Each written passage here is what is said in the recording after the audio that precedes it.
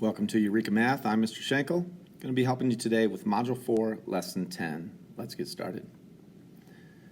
Okay, in our example 1, we have Paul who walks 2 miles in 25 minutes.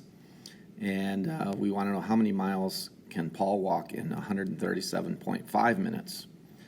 Well, before we figure that out, let's get some more information in our table. Let's say if Paul walks 4 miles, then how long would that take? Well, if I multiply 2 times 2, that will give me 4. So I'd have to multiply the 25 times 2, and that will be 25 times 2 is 50. And then let's multiply the 2 times 3. If we multiply the 2 times 3, that gives us 6. And that means we have to multiply the 25 times 3, and that will give us 75. And then we can keep this pattern going, right? We can multiply by 4. 2 times 4 is 8. And if we multiply the other side by 4, then we get 25 times 4 is 100 minutes to go 8 miles. And you see a pattern: 2, 4, 6, 8, 10. 25, 50, 75, 100, 125. We can just keep going and fill that table out based on equivalent ratios. So where's the 137.5 minutes? Well, there isn't one. In fact, if we kept going, I'd be at 150 minutes, and that would be 12 miles in 150 minutes. So we don't ever get a 137.5 minutes. However, we can write an equation based on the information we have in the table. And we know that we can calculate using proportions. So I'm going to take my distance, which is 2, over the time that it takes him, 25. So this is 2 miles in 25 minutes. Okay, I know that is a rate that Paul walks. Okay, and then I want to know how far he will go in 137.5 minutes. So instead of trying to find it in my table, I'm going to make a proportion where the two sides are comparing exactly the same thing: miles to minutes. Miles to minutes. And I know 137.5 minutes, so I'm going to put 137.5 down in my minutes space, that denominator, and I don't know the number of miles, so I'm going to call that y. So now I can use something that we learned in our last lessons, our last topic. I can multiply, cross-multiply, or means extremes. 25 times y is 25y, and that's equal to 2 times 137.5, and 2 times 137.5 is, I believe, 175. Let me just make sure of that. 275. I think I said 175. Of course, it's 275. So that's means extremes, or cross-multiplying. We learned that in our last topic. And now I can solve for y, which is the number of miles. Okay, I'm going to solve for this y. And in order to do that, I'm just going to multiply by reciprocal. And we multiply both sides by the reciprocal. And the 25s cancel. I get y all by itself. That's what I want. Y equals 275 divided by 25, and when you do that division, you get 11. So 11 miles if he walks for 137.5 minutes. So what did we actually compare here? Well, we compared constant speed. Constant speed, let me put it over here for you. Constant speed is equal to distance over time. Distance over time. It's the amount of miles, or whatever unit you're talking about, in this case miles, the amount of miles traveled in a certain amount of time. That is constant speed. So notice for my first ratio, I compared miles to minutes. Miles to minutes, that's distance over time.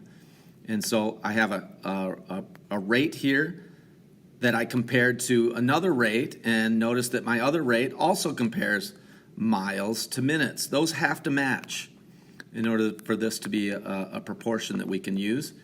And then I can set this up so that using means extremes, I can solve for the missing variable.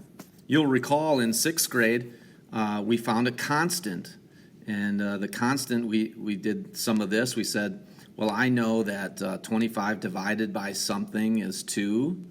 So whatever that happens to be, I can do the same thing here.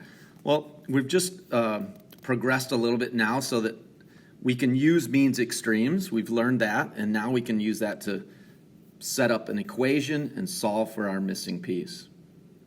All right?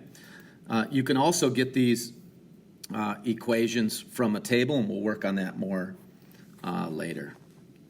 All right, let's look at some exercises. Wesley walks at a constant speed from his house to school 1.5 miles away. It took him 25 minutes to get to school.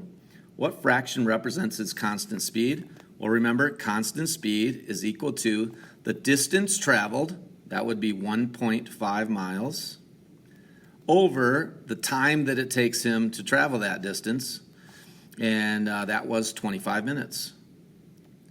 So our constant speed is represented by 1.5 miles divided by 1.5 miles divided by 25 minutes. Part B, you want to know how many miles he has walked after 15 minutes. Okay, so here's what we're going to do.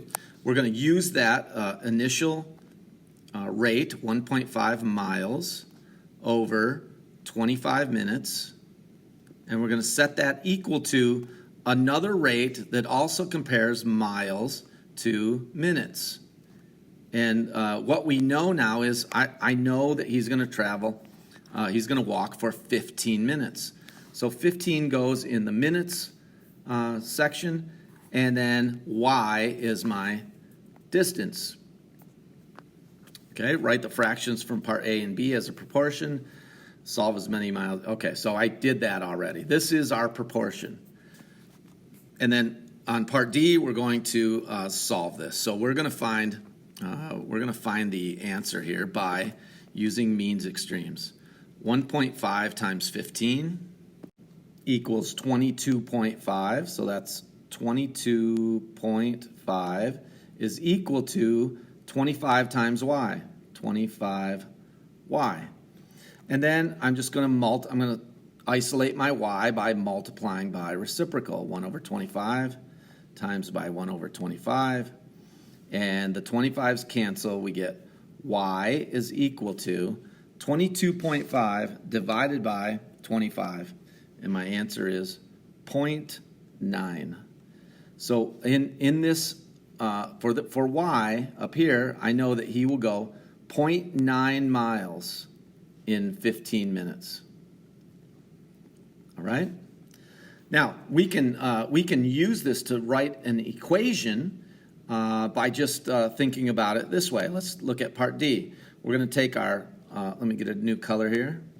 We're going to take our 1.5 miles over 25 minutes, what we know his walking rate is. We're going to set that equal to the distance he travels, y, over the time that it takes him, x. And then we're going to use means extremes again. 25 times y is 25y, and that's equal to 1.5 times x, 1.5x. And now, again, I want to get y all by itself, so I'm going to multiply by the reciprocal, 1 over 25, multiply by 1 over 25, and the 25s cancel, so I get y is equal to 1.5x divided by 25. So if I do that, 1.5 divided by 25, I get 0.06x. And that equation can be used for any amount of time. I can put any number in for x. Remember, x is the amount of time. I can put any amount of time in there and multiply it by 0.06, and that will find me the number of miles he goes. So the equation is like, it works forever, right? If we use a table, we can only get so many values on a table, and it might take me a long time to find the values. We can set up a proportion for each one, and that works fine, but the equation is good forever. I could bury this equation in a time capsule and dig it up 20 years from now and say, well, Jim walked for 38 minutes. How far did he go? Well, 38 times 0.06, and it will tell me that distance. So the equation that we get is extremely valuable. I can use that for any amount of x. All right. Let's look at another example. Number 2, Stephanie drove at a constant speed from her apartment to her friend's house 20 miles away. It took her 45 minutes to reach her destination. The constant speed would be the distance over time. So 20 miles in 45 minutes. 20 miles in 45 minutes is her constant speed. Okay, the fraction, what fraction represents constant speed if it takes her X number of minutes to get halfway to her friend's house? Okay, so halfway to her friend's house would be 10 miles. So it's 10 miles, that's the distance, in a certain amount of time. Well, I don't know that time, so that's X. And that is minutes, X number of minutes. All right, and then write and solve a proportion. Well, the proportion is the constant speed, 20 miles in 45 minutes, is equal to 10 miles in X minutes. There's my proportion. And then we can solve that using means extremes from our last topic. 20 times X is 20X. And that's equal to 45 times 10, that's 450. And then if I multiply both sides by reciprocal, I get my answer, which is going to be x equals 450 divided by 20. 450 divided by 20 is 22.5. So 22.5 is the number of minutes. 22.5 minutes is what it will take for her to go 10 miles, halfway to her friend's house. And then write a two-variable equation to represent how many miles Stephanie can drive over any time interval. This is where we get our equation. So I'm gonna stay with my 20 miles over 45 minutes. That's her constant rate. And then I'm going to set that equal to y number of miles over x number of minutes. And when we use means extremes, I get 45y is equal to 20x. And then multiply both sides by reciprocal to get y alone, 1 over 45. The 45s cancel, we get our equation. I'm going to put it up here. Y equals 20x divided by 45. 20 divided by 45 is 0.4 repeating. So this is a 0.4 repeating times x. Or if we want the exact answer, it would be y equals 20 over 45x. And we can simplify that. They can both be divided by 5, and that would be 4/9 x. So if I simplify it, I get y equals 20 divided by 5 is 4. 45 divided by 5 is 9. 4/9 x. And that equation will tell us the number of miles that you go in a certain number of minutes. And we can put any number of minutes in there. If I wanted, how far do you go in 1 minute? I put a 1 in for x, and it's 4/9 of a mile. All right, and that will work forever. All right, number 3. The equation that represents how many miles y that Dave travels after x hours is y equals 50x plus 15. Use the equation to complete the table. So what we're doing is we're taking our x value, which they're telling us is a 2. We're going to substitute it into the equation for x. So my new equation is going to be y equals 50 times x, which in our case is a 2, plus 15. And then 50 times 2 is 100. 100 plus 15 is 115. So after 2 hours, Dave will go 115 miles. We'll do the same thing for 3. We'll put a 3 in for x. We get y equals 50 times 3 plus 15. 50 times 3 is 150, plus 15 is 165. So 165 miles in 3 hours. 3.5, let's put that in there. This is y equals 50 times 3.5, and then plus 15 again. So 50 times 3.5, 50 times 3.5 is 175, and then another 15 is 190.